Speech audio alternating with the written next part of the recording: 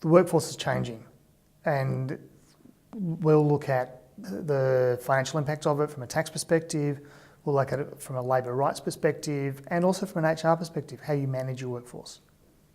At the moment, we are seeing across the world tax authorities and governments really struggle with the speed of change in the modern workplace, and they are grappling to deal with gaps in tax funding that creates and mismatch between legislation, ways of working and technological developments.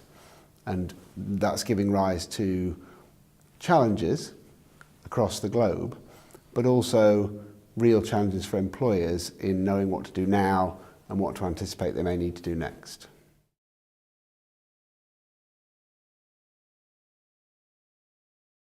The authorities are struggling to keep up with all the changes that are going through, and the risk, I think, is that they'll make bad laws. The core of this tends to be, are you employing employees, contractors, gig economy, robots? I think you need to be clear as to how you're defining each of those different categories. What organisations need to be really clear on now is where their groups of employees sit and what their risks are.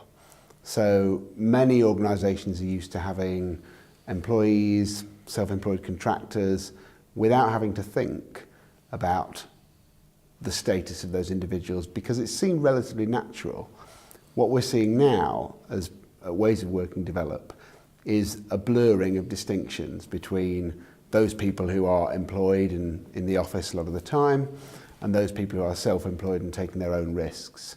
So organisations really need to be looking at their workforces, thinking about how those groups should be classified, but also trying to look ahead and think, well, how may the business develop and what do we need to do to make sure we're ready for that development?